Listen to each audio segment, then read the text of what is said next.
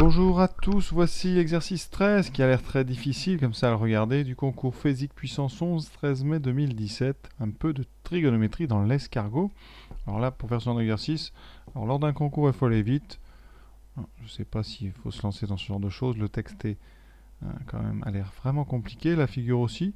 Vous allez voir que c'est pas si dur que ça, mais il faut vraiment, quand on est pressé comme ça, un petit peu délicat de garder son calme face à de la géométrie et beaucoup de trigonométrie.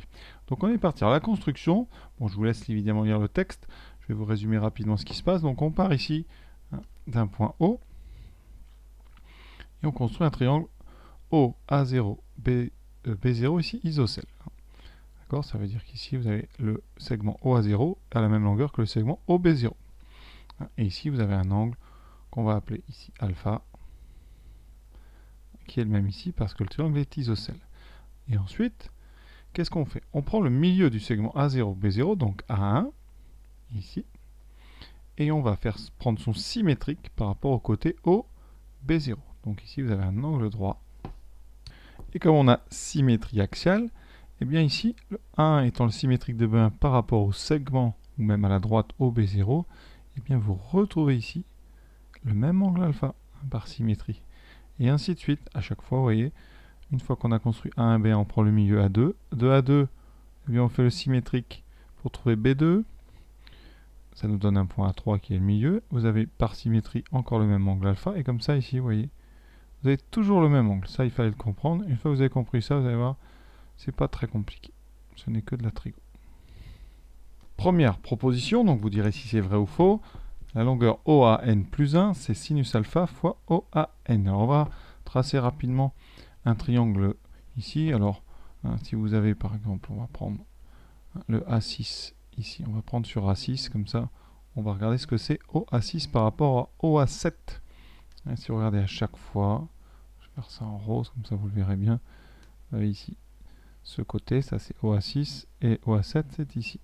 Comment passe-t-on de l'un à l'autre? Eh bien, première remarque que j'ai faite tout à l'heure, ici il y a une symétrie, donc vous avez un angle droit.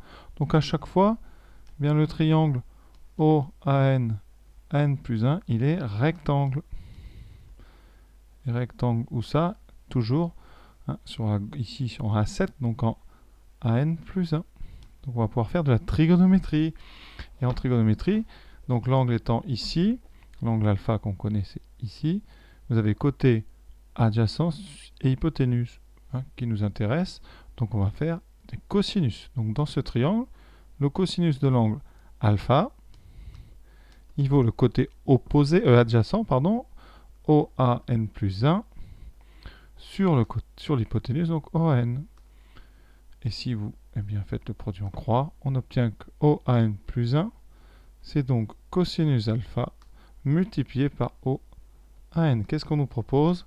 OAN plus 1 égale sinus alpha. Donc ici, erreur, ça c'est faux. Alors on va quand même regarder AN plus 1. Ça c'est le côté opposé. Côté opposé, ça nous donnera un sinus. Et sinus, ça sera donc le côté opposé AN plus 1 AN. Donc sinus alpha vaut AN plus 1 ou AN plus 1 divisé par l'hypoténuse OAN. Et donc ici, erreur. C'est faux aussi, c'est inversé. Le sinus est à droite, le cosinus est à gauche. Donc première proposition, ici A, elle est fausse. Deuxième proposition, encore un peu difficile pour l'exercice où on va vite. Donc une sorte de récurrence, mais qu'on ne va pas faire. Alors OA1, donc ça, par rapport au A0, on vient de le dire, c'est une histoire de cosinus. C'est OA0 fois cosinus alpha. C'est ce que je viens de déterminer juste au-dessus. Ensuite, si vous voulez OA2, OA2, ça sera OA1 fois cos alpha. Et comme OA1, on vient de le trouver, ça fera OA0 fois cos alpha fois cos alpha. Pour ceux qui ne suivent pas, c'est-à-dire qu'ici, cette expression-là, je la mets à la place du OA1 qui est ici. Vous voyez, vous avez deux cosinus qui se multiplient entre eux, donc un carré. Donc OA2, ça sera OA0 fois cosinus alpha au carré. On pourrait montrer ça par récurrence. Ça veut dire que OAN plus 1, enfin OAN, ça veut dire que ça sera donc, je vais aller doucement, ça sera OAN-1 fois cosinus alpha, et donc ça sera OAN-2 fois cos alpha carré, et ainsi de suite. Donc ça sera OA0 fois cos alpha puissance n. Évidemment, je répète, ça se démontre avec une récurrence, et c'est bien ce qu'on nous donne. Alors L ici, qu'est-ce que c'est? Oui, je ne l'ai pas lu. L, c'était la longueur OA0, donc c'est bon, on a bien L fois cos alpha puissance n. Donc la proposition B, celle-là, elle est vraie.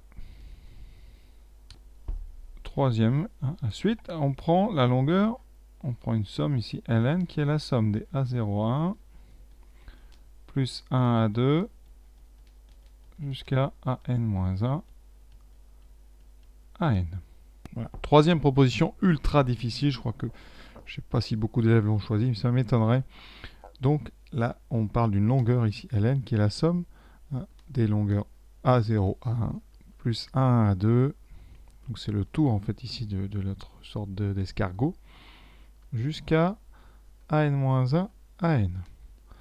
Alors nous, je vous rappelle, on a déjà vu ici avec l'histoire du cosinus et du sinus que eh bien, AN plus 1, c'était sinus alpha multiplié par OAN. Donc ici, on va faire attention. On n'a pas AN plus 1, on a AN-1 à N pour le dernier. Donc on a pour A0, 1, sinus alpha OA0, d'accord, plus le deuxième, donc sinus alpha OA1, etc. jusqu'à sinus alpha, le dernier, OAN. On utilise la question précédente. On a montré que OAN, c'était L fois cos alpha puissance n. Donc ici, on a toujours notre sinus alpha qu'on va mettre en facteur tranquillement. Et ici, on aura donc OA0, c'est L, plus OA1, qui est L cosinus alpha, plus OA2, L cos alpha carré, etc. jusqu'au dernier L, donc cosinus alpha puissance n. Ça, c'est la question B. On a une factorisation par L qui est possible, donc on le fait. L sinus alpha multiplié par 1 plus cos alpha carré, etc. jusqu'à cos alpha puissance n. Alors attention, j'ai fait une petite bêtise. Ici, j'ai été vite. AN-1 à N, je lui ai dit, c'est pas sinus alpha ON, c'est sinus alpha ON moins 1. Donc ici, attention, on a la puissance n moins 1. Et ici aussi. Donc là, il faut faire très attention, c'est un peu le piège. Qu'est-ce qu'on a ensuite? On a une somme ici. C'est pour ça que l'exercice est très difficile. 1 plus cos 2 plus cos 3, c'est les sommes des puissances de cos alpha. Alors on va supposer ici que un cos alpha est différent de 1, c'est-à-dire que alpha n'est pas égal à 0, sinon il n'y aurait pas d'exercice. Donc on va utiliser les sommes des termes d'une suite géométrique. Donc on a 1 moins cos alpha puissance n. Je rappelle la formule que j'utilise. Cette formule, eh bien, c'est 1 plus Q, alors je vais faire ça en bas, 1 plus Q2, etc. jusqu'à Q puissance n moins 1. Ça est valable si Q est différent de 1. Eh bien, ça fait 1 moins Q puissance n sur 1 moins Q. On y est presque, vous voyez. Qu'est-ce qu'on a nous? Qu'est-ce qu'on nous propose dans le texte? 1 moins cos alpha puissance n plus 1. Donc, vous voyez, c'est pas la même puissance. Et il manque le sinus. Donc, la proposition C, elle est fausse. Mais vraiment, question, je trouve ultra difficile. Surtout dans des temps comme ça de concours, on est un petit peu stressé et on essaie d'aller vite. Je crois que c'est vraiment pas l'exercice à tenter. La question D est pas plus dure, mais du même acabit, parce que c'est de la trigonométrie avec des formules qu'on utilise très peu en terminale, donc évidemment intéressant à faire comme ça chez vous, à éviter lors du concours. Alors on compare les deux expressions, vous avez celle-là, qu'est-ce qu'il va falloir montrer?